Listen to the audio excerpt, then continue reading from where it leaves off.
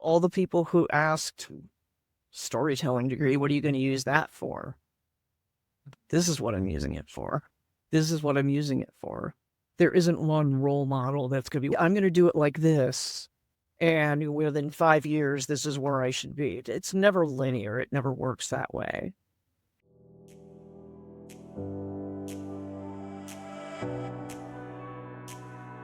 Welcome to People Watching, a podcast where we figure out what it looks like to become the role model we've always wanted by talking with real people who have found real role models in their own lives. I'm Megan Robinson. Every week, I sit down with a guest, and together we cut through all the noise and identify better sources of hope, creativity, and wisdom as we learn to make decisions about the kind of life we want to live. So join us. Let's do some people watching. My guest today is Charon Henning, illustrator, fine artist, and dear friend. I first met Charon about 20 years ago on what turned out to be our first day at George Mason University as adult learners. Charon has been a performer, a tattoo artist, a bartender, and now she has a working illustration studio in rural Vermont, where she lives with her wife and 2 cats, who do make appearances during our conversation. Charon graduated from George Mason University with a degree in multimedia storytelling, and she's currently the art director for Professor Katie Hinn's March Mammal Madness Tournament. She also works as a freelance scientific illustrator and visual science communicator, and she's fabulous at that. She's also building 18 Hertz Arts Collective, a nonprofit that fosters creative exploration and liminal and legendary spaces. Charon and I wandered freely in our conversation, from discussing our religious and spiritual journeys to the deep well of myth, ritual, and identity that shapes creative work.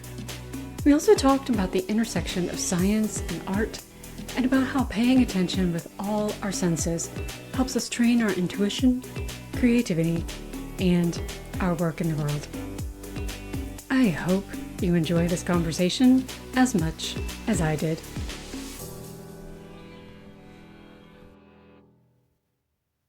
Welcome, Charon. We're in the studio. Well, in the studio. Wow. I'm loving that my studio looks different than yours and has way too many cats in it right now. Cats are good. Cats are welcome on this podcast. Good, because they will be making themselves known, believe me. And I have very little to say about it. So, yeah, awesome. As we get started on this conversation, I love asking my guests to join with me in reading our touchstones. And touchstones are expectations for the conversation, pop-up guides or pop-up rules for ourselves and for our listeners. So, Charon, would you start us off reading with the first one? Okay. Whatever we share is by invitation, not obligation. If either of us is not comfortable pursuing a topic, let's just say, I prefer not to share. Thank you. Awesome. And silence is also a partner in our conversation. Feel free to take a moment to reflect without immediately filling the space with words, and leave room for the inner teacher to whisper as well. Be present as fully as possible. This is a space to acknowledge our doubts, fears, and failings as much as it is a space to share our joys, convictions, and successes. Here. And also, let's ask open, honest questions. If we're not sure what the other meant in the question or statement, ask. It gives us a chance to clarify or rephrase. And ask questions that we genuinely don't know the answer to. Surprise can be a great catalyst of insight. Absolutely. Awesome. Because I know that was one of the things you said when we were prepping for this conversation, was that idea of authenticity and what does it mean? How do I have to act in order to reach that? And one of those for me is I own my opportunity in every interaction that I have with someone to model something better or different. Mm-hmm. And for me, I guess that's my way of, that's my articulation of consistency and authenticity. My lovely wife has often told me that luck is opportunity meeting preparedness, Yeah. which I think is shorthand for part of what you Yeah. just described. Yeah. Yeah. And I think say that as I am going to put on this persona when I'm interacting with people and I have a different persona. I'm saying it as I am going out into the world and I am interacting with people, and how I interact with people has a direct impact on them and me. And And depending on the situation you're walking into, that the intention you walk in with is going to be very different. yeah, yeah. And I think that's one of that word consistency, that idea is something that I'm really thinking a lot about as I'm thinking about role models, because consistency is not just how you act or how I am. It's also a habit of memory. It's also a way that we are going, okay, I have this episode and I have this episode and I have this episode and I have this episode. And that's what imagination is. It's filling in the gaps between the episodes. And the story that I'm telling, that I'm finding myself being able to tell, to link these episodes together, is that a consistent story? Is that a coherent story? But here's the thing, authenticity is also a way of being a shield, because now you can't use anything against me because I was authentic. Rio? And so I'm just like, I'm really thinking, like, we're used to using authentic to mean real. And I just associate it more vulnerable. What's that? I associate it more with vulnerable, actually. So, yes, I am almost contrasting authenticity and vulnerability. Okay. That's interesting. Yeah. What's in the middle of that scale? Like you have authenticity, vulnerability. What? Yeah. Yeah. That's actually, now that you've asked that question, I'm Yeah. thinking, maybe I'm contrasting authenticity and intimacy, and vulnerability is in that. Is that Okay. That's a spectrum that makes a little more sense to me. Yeah. Because to be authentic, you have to be, there is a certain level of vulnerability. Mm-hmm. That there is an openness. You're opening the Yeah. door. But I see. So what I'm struggling with and what I'm questioning is the performance of authenticity, which is not necessarily. So maybe I'm contrasting the performative and the intimate. Yeah, so I think now we're broadening that spectrum. I think Authenticity and vulnerability adjacent, but I don't know that it's something that you can perform. It's not, you can plan a performance, but you don't plan vulnerability. You can decide to be open, and you can make the choice to speak your truth, stand up. But you can tell the difference between performance and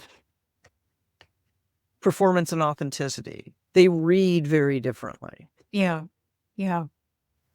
I have to think about it some more, and maybe in part my reluctance to let the word authenticity land is just really overused. It is really overused. And it's really set up as the measure, and I'm just not sure it's the best measure, and it's overused. I think really what it means to me is you show up and have the audacity to not be ashamed. Because sometimes just showing up, is the most powerful thing we can do. Yeah. Show up and not be ashamed. Yeah. Yeah, I think that's one of the things that I really struggled with in my last few years. You've met my mother, unapologetically who she is. Well, And I am very grateful for her teaching me that. So I have never been ashamed of who I am, but it has always been very clear that who I am is not welcome in a lot of places. And some part of it is the it goes to 11 sense of humor that does not always show up appropriately. And I was talking about this with a friend of mine who has just finally said sayonara to evangelicalism. And I was like, yeah, I do. I had that conversation a couple of years ago. And I said, the question really came down to, can I advocate and agitate within this or without? Like, am I going to do the work within these structures or am I going to do it without? And I finally just got to the point where I was like, keep your damn table. I'm going to go build my own. yep. And I think that's what you have to do, because if you try and can't make room at that table where you know there needs to be room, yeah, you build another table. You put a Right. leaf in it. And it sounds like you got that encouragement or that way of thinking really early. Like the sense that in order to pursue what you're most interested in, it may mean that you're not sitting at the table that's already been built. And having a lot of people tell you, you got to get your priorities straight. Yeah. Because my priorities are where they need to be. They're Yeah. just not your priorities. They're not wrong. They're just not yours. Okay. My priority is not the world that you are moving through. Yeah. Yeah. I think I want to go back to something you said earlier. And that was you were leading up to the idea of consistency, but you were talking about the people that you admire have been the people who have had opportunities for possibly more money, more exposure, more whatever. And they've said, I'm good. Like this, what I have is enough.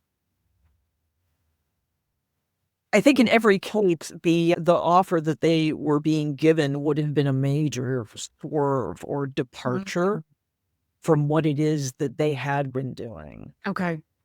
So again, it comes down to, how do you want to be spending your time? Because anybody can there's a lot of things I can do that I don't like for money, right? But I only get so much time to spend the way that I want. I don't want to spend that doing stuff I don't want to do. Yeah. Yeah. I remember the first time you really told me that. And I had just never framed it that way before. And honestly, I think about that a lot. I think about how you frame that and like, how do I actually want to spend my time? Yeah. We understand life backwards, but we only live it forwards. Exactly, because we don't go back to the stations that we've missed, right? Right. The 2 jobs that I have right now, they're part-time jobs, but they're not busy work. Sure. They're the stuff that I enjoy. One is in food service. I'm behind a bar and waiting tables for a very small cafe that's local. And I'm meeting a lot of people who are fixtures in the town in which I live. Yeah. And that's really cool. That's important to me. Yeah. The other thing I'm doing is making chocolate. I work for an artisan chocolatier. My title is assistant chocolatier. And I love it. It's an art form that is not my primary art form. Yeah. I'm working next to somebody whose primary art form it is. Yeah. I regularly address him as sensei. It's my chocolate pull day. And it's inspiring because it makes me come home and want to do my art. Yeah. Yeah. Right. What? But yeah, busy work, anybody can get a job doing busy work. That will make me insane. And whenever I didn't want to do, that's when people told me, you need to get your priorities straight. So my priority is not to come in here and do the same thing every day and It's not that we don't want to work. Ooh. It's that this whole global event finally ripped the lid off of all the lies we were telling ourselves. And we're like, oh, you know what? Useless toil. And that is soul sucking. There is a shaker phrase that I return to from time to time, which is because they're one of the foundations of their theology is hands to work, hearts to God. And it goes, do all of your work as though you had 1,000 years to live, and as you would if you knew you would die tomorrow. Those things seem like polar opposites, but they're really not when you think about it. If we really believe what we say we believe, right? One of the things that I love about conversations with you, because not only can I shoot you a text at midnight being like, what kind of animal is this? And you tell me. But what I also love is because nature, I have an uneasy, wary relationship with it. I like when there's a screen between me and You wish not know. I can't believe I did not know this until the one time we sat down to watch a BBC nature special, and you're like macrameing yourself into the couch while I'm just fascinated by what's on the screen. And is what is going on here? I had no idea. I did not know that about you. And that's fascinating. But here's what I love. Here's what I love. Would I ever choose to go back to Discovery Place without you? No. Did I love and have a blast going with you? Hell yes. Here's why. Because I love seeing people who operate at the intersection of knowledge, passion, and skill. And that's what you bring. Like this insight about how even the people who study bugs don't know what goes on when a caterpillar becomes a butterfly. And I'm like, man, so cool. I love it. And you tell me these things. And that's what I love. I still have a video of you on the Better Nails at Discovery Place, which I love, because what better metaphor than making a choice, trusting that choice. Yeah. And trusting what you're being told by people who know maybe a little more than you do, and being willing to take that chance. So yeah, that was cool. Because I had to talk to you for a little bit, and you finally got on the table, and you got up afterwards, and we're like, oh, that was cool. Which I'm like, why I wouldn't have been like jumping, because I lay every night on an acupressure mat, so it's not like it's new. Yep. It's just a leveled up version of an acupressure mat, which I love. But in fact, I was telling a family member about that, about laying on the bed of nails, and how your wife was like holding it and then gave me the key, like the pneumatic button, and then is going, and the best part is, folks, she did it to herself. Yep. Oh, yes. So good. So cool.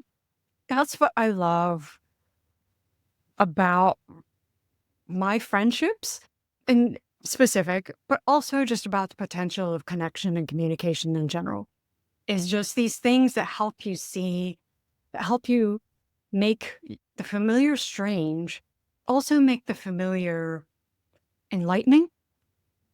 Okay.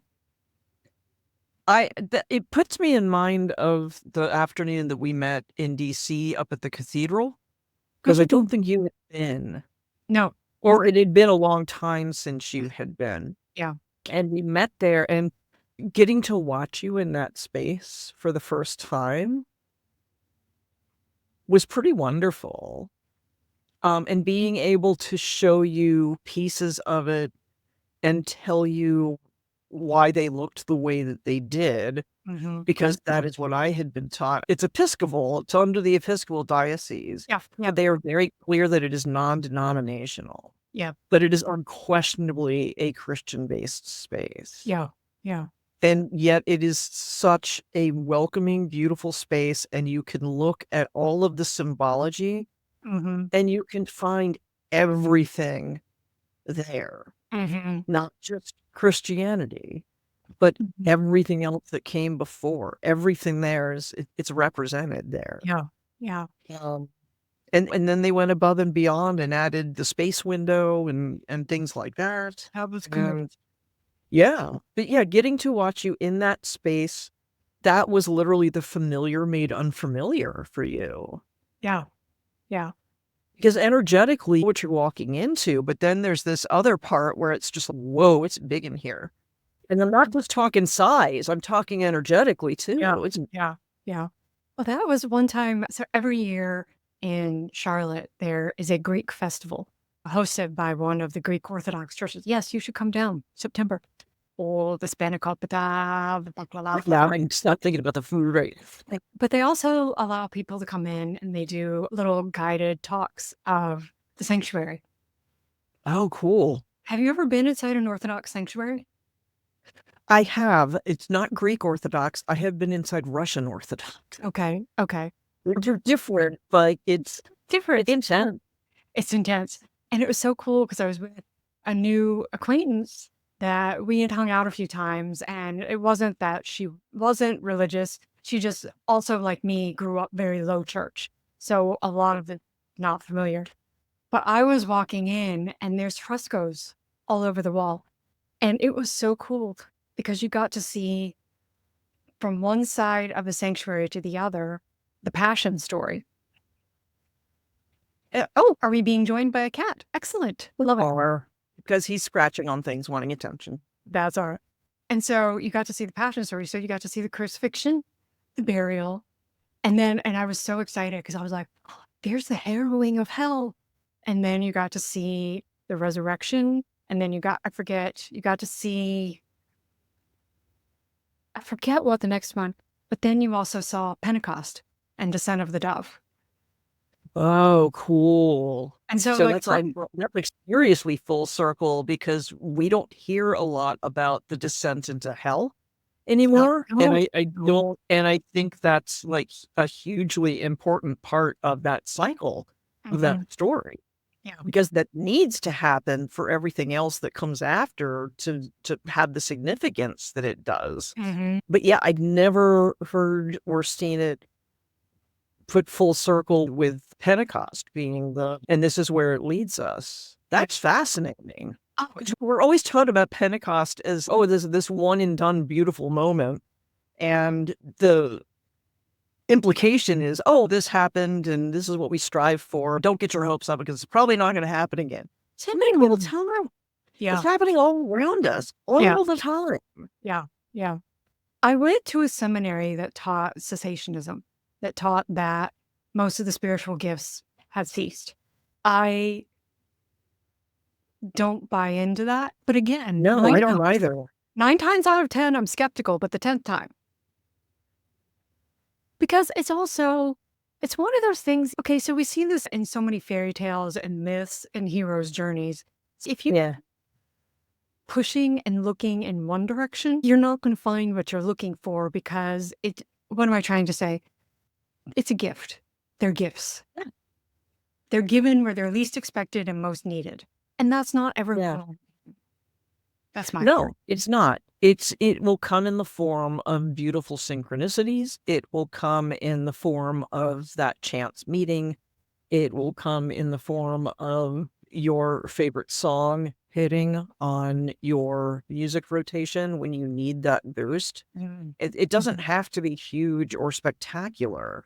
It just has to be that moment of meaning and connection. Yeah. That we're back to authenticity again. That's going to be authentic to you and your experience. Yeah.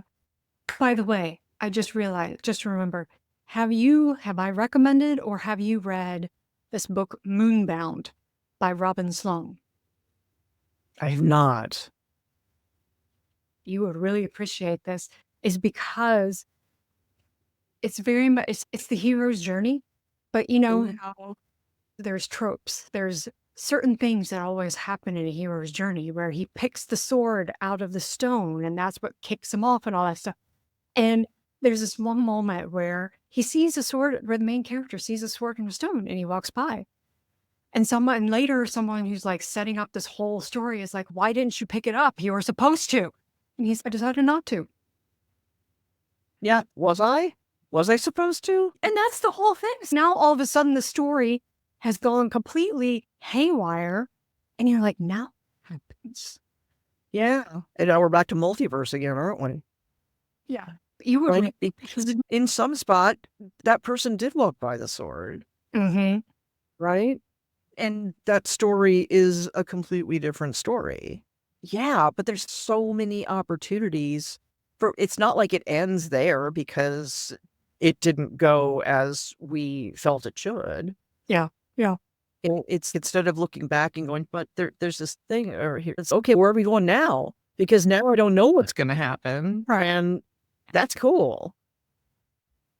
I decided a long time ago that if I'm not terrified, the thing's probably not worth doing. The things that I find when I'm drawing species for March Mammal Madness, for instance, I find that the species that kind of either I'm not particularly interested in or the ones that I'm just not, I'd rather not. Those are the species that now that I lean into. Okay. Because those are the ones that are the most useful and fun and growthful and formative for me. And they always teach me something. Mm-hmm. Always teach me something. Yeah. Yeah. See, I'll go for the less charismatic because with the charisma, that's what you get with it. There's stuff to learn from it, but most people can't get past the surface charisma. So there's like... Now, I was just going to say, what is your theme for upcoming March Mammal Madness? I don't know yet. Oh. I know that this is the anniversary. I think it's the 10th anniversary of the genetics team Okay. being part of the tournament. Okay. So I think it's probably going to be around that, Okay. which is going to be fascinating. Yeah. Yeah. Yeah. Yeah. And Yeah. the genetics team has the material that I find the most fascinating much of the time. Yeah. Yeah. What's going on 18 Hertz? Nothing at the moment because I'm in transition with work, Mm-hmm. but I have joined a collective for nonprofits. Okay. And a lot of people like me who have a great idea, they want to take it to the next level. And there's really no blueprint for how to do this. Mm-hmm. And the amount of people who are in this forum that are doing arts-based nonprofits is massive. So I'm in really good company. Good. And it's the business model that I think I want to have as the foundation really is, yes, I want to create opportunities for creatives of all types to spend time in liminal spaces where they had the opportunity to commune with the space, learn from the space, hear from experts on the space, and use the senses that they bring in with them. And just joking the other day, if I can find a pencil, I think I might actually make a shirt or a sticker that says, ask me about my EMF meter. Right? Because if you're bringing machines into a space that is purportedly haunted, are you really listening? Are you listening to the space, or are you looking at your machine trying to get a light to go on? And if that scream that comes from across the way turns out to be a bobcat, that's cool. That to me is much cooler to be able to go back to the people who curate that space and say, yeah, you've got a bobcat denning out there. Yeah. You should probably figure out where that is and flag it and make sure people don't go over there and mess with it. Yeah. You're a kitty. It's for pips. It's more at this point about if I could handpick a group of artists, researchers, writers to go into a space, like one particular space, and we can have a group of 5 there. Who would those other 4 be? Mm-hmm. Now, how do I raise the money to get all of those people together in this space? And what incentives can I create for people to basically fund the results of that and have access to the results of that?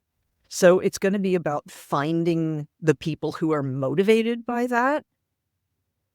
And some of that is going to be the people who are already fans of the artists and writers that I have picked to come in. Sure. Sure. So that's where it is right now.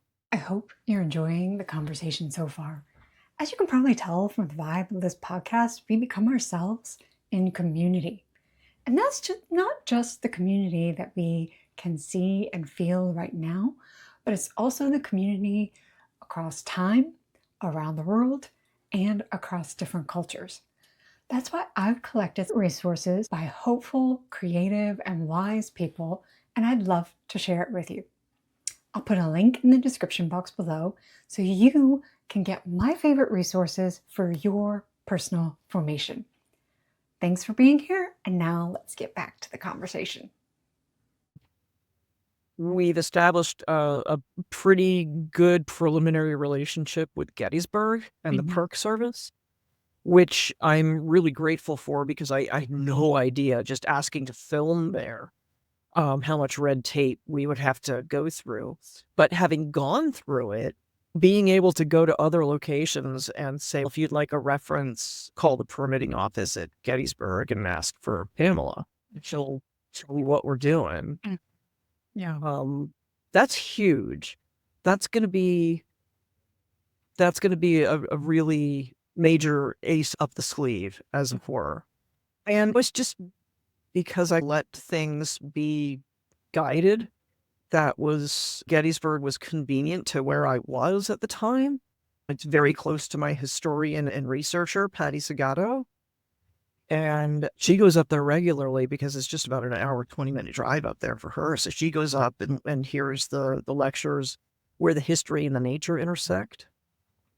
And then the next time I get out there, she takes me off trail and shows me these incredible spaces where it's about as liminal as it gets. Yeah. It's a battlefield.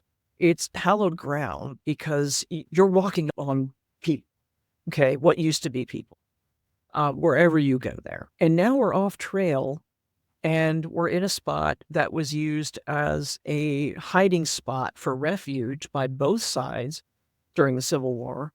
And I look down and there's a salamander on the rock, very tiny. Amphibians are about the most vulnerable type of animal we have on the planet because of the moist skin. Everything gets in there. This is like liminal space within liminal space with this animal with permeable skin. And it's just this moment where you sit back and go, what is happening? Yeah. So I get a bunch of photos with my car keys in it to emphasize the fact that it's like this big.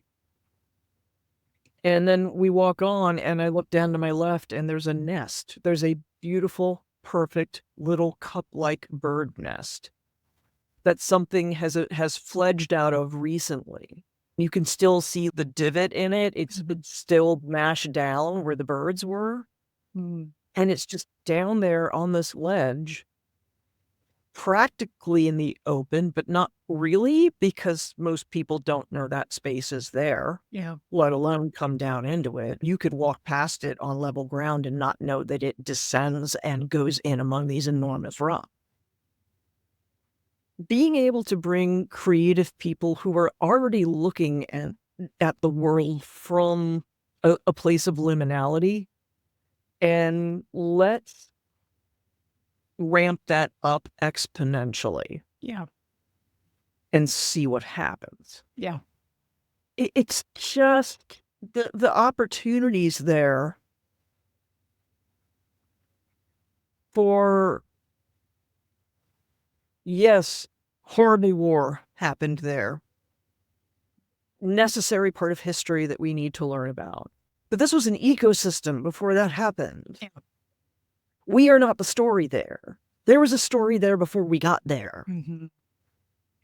And there are authors now who are pulling that apart. I need to show you a book.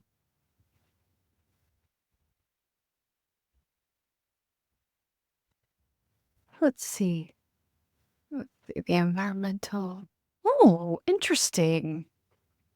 Yeah. It's got 6 sections. One is on sickness, one is on weather, one is on food, one is on animals, one is on death and disability, and one is on terrain. Okay. because these are all the things that came together in that ecosystem Mm-hmm. to create these conditions that we actually know very little about. People can tell you about troop movements, people can tell you about strategies, but Patty's less interested in that as a historian than she is about, okay, so what was the experience of the soldiers down here in Devil's Kitchen where we're finding the salamander in the nest and it's starting to rain, it's a little chilly, it's an autumn day, and we're standing in the same spot. We're breathing the same air molecules. And as creatives, and with Patty having that extra layer of the interest in history of just the common person Mm. who was there, who was along for the ride, whether they wanted to be or not. Yeah. There is so much material there to explore through art. And I think for a lot of people who don't have the context to connect to the history, Mm-hmm. I think that may be a useful or helpful way to get them thinking about the topic. Yeah. And I think too often, like you were saying at the beginning of our conversation, where the library just didn't make sense to you and research didn't make sense to you. I remember my cousin saying how we just absolutely dragging research papers. And I said, so what this tells me is that they didn't help you as the student understand that the point of research is to make new information. Yes. They didn't explain that the reason you do research a certain way is because you have to find who the reputable, authoritative voices are, and you have to decide if dissenting voices are worth elevating or not. And you have to make the case for why you're going with a different interpretation, if you do. Yeah. And so what you're describing to me is that process of making new information by realizing there are whole different aspects of this, not dissenting voices, but differing voices. Different voices, more voices. Yes, that Patty and I did the tour of the Jenny Wade house while we were there. She's the only civilian killed during the war. And her house is a museum. And we signed up for the self-guided tour. The rest of the people on the tour, you went up the stairs, down the stairs, through this room, down the cellar, and out. They were out of the house in 10 minutes.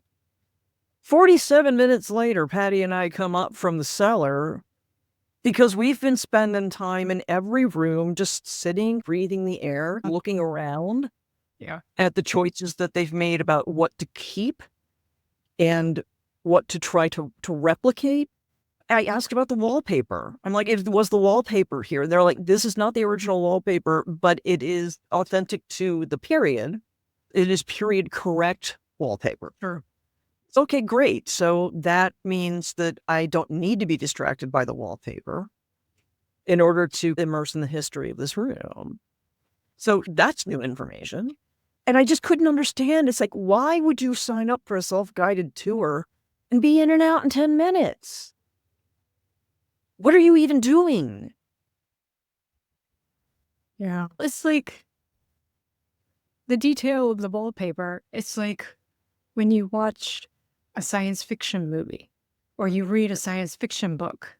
I can't pay attention if I find myself asking too many times, why did they make this choice?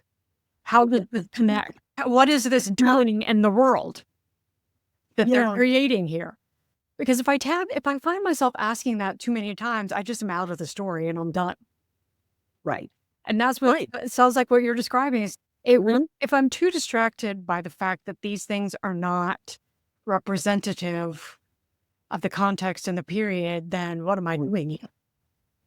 There's that. And there's also the docent who walked us into the house and then told us the best route through the house.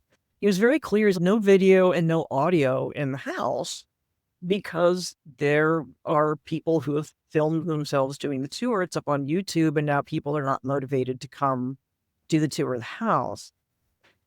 And these two women were like, okay, we understand that, but why no audio? And they kept on about it. He was like, it could end up on a podcast. That's not useful or helpful to us either. Yeah, but why can't we do audio? And I was this close to saying, because he said, no, why is this not enough for you? This is a museum where this is a house made into a museum. It was a house where people died. Yeah. You think you can turn off your phone from it? They wanted to go upstairs and do EVPs, is what they wanted to do. And it's like, now we're back to, okay, so you're going to go up, you're going to use a machine, and you're going to completely immerse in the machine, your phone, because you're trying to get something into your phone rather than experiencing what's happening around you. Mm-hmm. Again, what are you even doing? Yeah.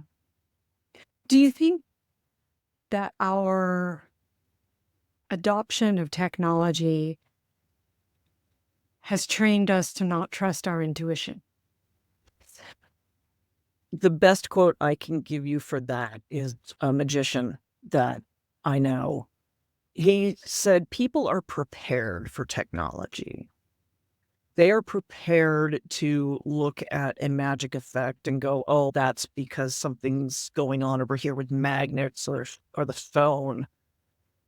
And yet he can tie a thin black thread to a doll's arm and make it move in a glass box that's over there on the table.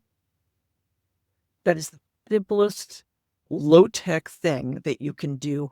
And it is terrifying and inexplicable to people when that thing starts to move. Yes, I think that the technology is making us not trust what it is that's actually in front of us. Yeah. Yeah. And frankly, if it scares you because you can't figure it out, but intellectually you're at a magic show, what are you even doing? Look, you're missing the whole point. Yeah. The point is to immerse. The point is not to figure it out and get through it as quickly as possible and go on to the next thing, Mm-hmm. which is what we're taught to do in school for the most part. Yeah. It just pay attention. Pay attention. Yeah. I think C.S. Lewis, I forget the exact quote, the great task is to come awake, still more to remain awake.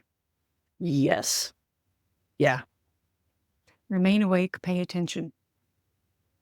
Yeah. I have no problem with the people who do the ghost and history tours in Gettysburg. They are doing a public service as far as I'm concerned. If it's a ghost story that gets somebody to find out more about what's going on with the history of this place and why it's important, that's great. Yeah. But if you're going in there with your buddies with an EMF meter where you've been told not to go and you're walking past a sign that says no trespassing, that's a problem. Right. And that's a problem for the people who are legitimately trying to go in there and pay attention. Don't let your tech ruin it for the rest of us. It's not about what you get on your tech. If you get something on your tech, that's great. That's cool.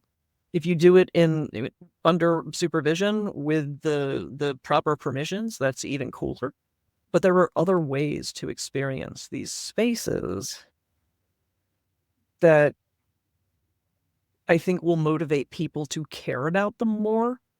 And if you care about something, you're going to be more likely to help preserve it. Yes. Yes. Love what is there. Yep. All right. Next to last question. What's been most helpful for you in this conversation? Ooh. It is always incredibly helpful for me to be reminded that there are people out there living and practicing Christianity in a way that is in alignment with their truths and in a way that makes them go out and be better people because they know that is what it's going to take to make a better world. So people like you give me a lot of hope. Mm.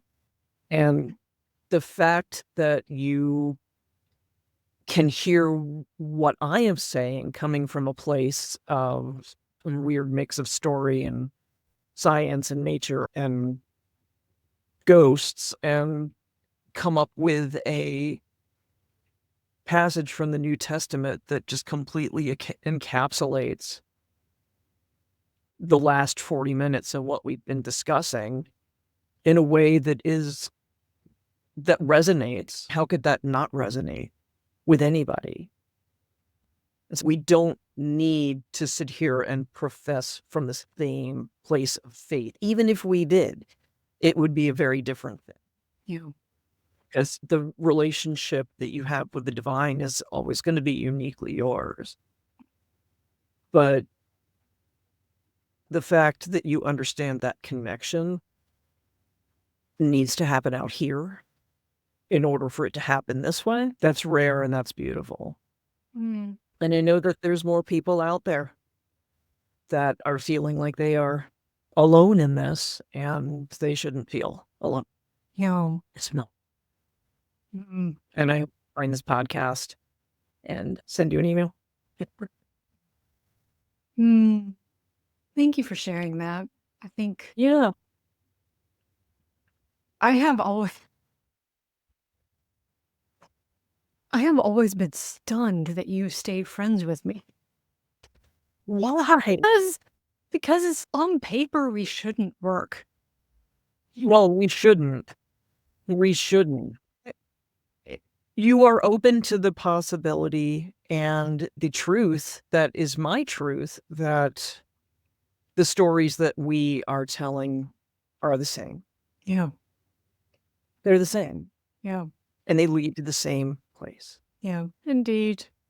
But one of the things that I love about you, one of the things that you model for me, has always been this resolute determination to pursue your own path.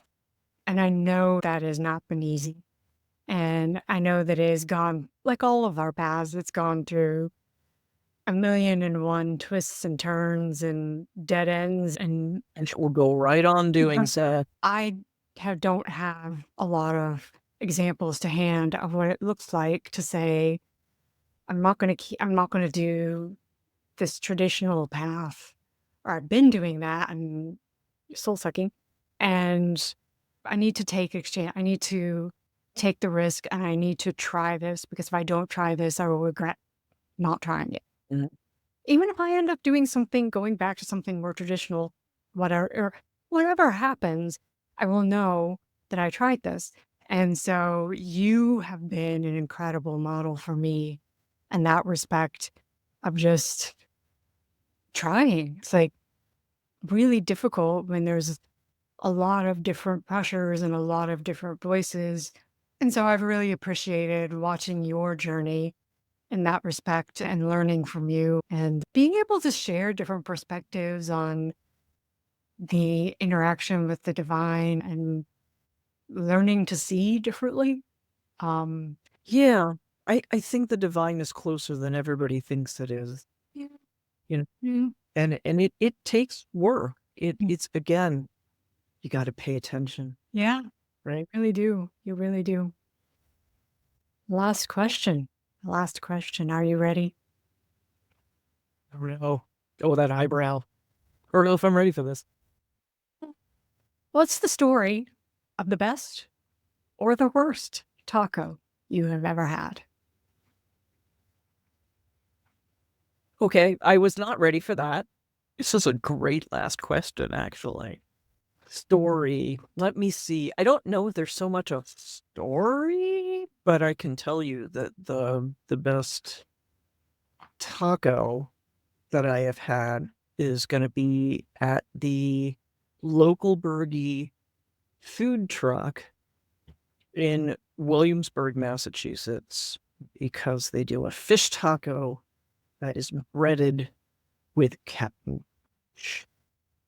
And it is the most delicious thing. Yes, that expression is 100% what you should have on your face, Griffin. Because it's amazing and delicious and wonderful, and it's gluten-free, and it's Awesome. Hmm. And I will give a shout out to the cafe I'm working at now, the Bobcat Cafe in Bristol, Vermont. They are almost out of the fish to make the tacos with, but we have had a fish taco on the menu that when I get my shift meal, that is one of my go-tos. It is delicious. The slaw that they make for it is off the hook. And again, gluten-free. One of the owners is wheat sensitive, and they work hard to make sure there are options on the menu that are safe for everyone. Yeah. Yeah. Captain Crunch crusted fish taco. Oh, boy. Now I need to know. Now I need to know. Okay. I'll do a New England tour. We're going to go. Okay. Yeah, because to get up here, you need to go past it. You'll be off the interstates, which you really don't want to take a trip up the interstates to New England anyway, because you miss all the good stuff. But yeah, it's fascinating to me that I've spent so much time in Tucson, and my taco story is not from there. If you would ask me for a tamale story or a hot dog story, I could give you those. Please, okay. So the green corn tamales at La Paria Suiza in Tucson, Arizona. A friend of mine went out there on business and said, so here's where I'm staying. Any recommendations of where to go? I said, go to La Paria Suiza and order the green corn tamales, and please lie to me and tell me you did if you don't. And she texted me with a photo of a plate of tamales and said, this is the best thing I've ever had in my mouth. I'm like, that is high praise. That is high praise. And the Sonoran hot dog out there, that's a uniquely Tucson thing. It is on a potato roll. It's wrapped in bacon. It's deep fried. And then they put... Wait, the hot dog is in the roll and then the whole thing is wrapped in bacon? Nope, hot dogs wrapped in bacon and deep fried, put in the roll, pico, sour cream, beans. Yeah, it's magic. Sonoran hot dog. Yep. Yeah. Wait, tell me it's hurting thinking about it, but my mouth is going, please. Uh-huh. Yeah. Yeah. Yeah, one is enough. It's like you go out there. Every time that we had gone out to Tucson following the trip that I first tried one, it's like we get our one Sonoran hot dog, because that's about all you can do, because it's... Oh my gosh. All right. But yeah, that's taco, local Berkey food truck, Williamsburg, Massachusetts. All right. You So heard it done. here. You heard it here. Worth going to Massachusetts for. Indeed. Indeed. Karen, where can people find you and the work that you're doing if they would like to learn more? You can find me on the web at charonhenning.com. And platform I use the most right now is Instagram, and that will be _odd angel, all one word. And you will find my art page. Okay. Awesome. I have a link there to the 18 Hertz page where nothing much is happening right now, but things will be happening. And just being part of this group for nonprofits and being with other artists who are also struggling with the same things I am, I think it's going to help all of us figure out what the next steps are and really have a nice growth spurt this coming year. Awesome. Karen, thank you so much. It's been an absolute delight, as always. I love talking to you always, Megan. Thank you for the opportunity to do this. And I hope this podcast gets 1 million followers. I just settle for some good friends. There you go. You've already got those. More good friends. I like those. Whatever gives you cozy comfort in life, Absolutely. I wish tenfold for you. Likewise. Thank you so much for spending time with us today. I hope you found something that resonated with you and that encourages you to become more hopeful, creative, and wise in your own life. Make sure to check out the links in the description below and like and subscribe if you enjoy this episode. Shalom.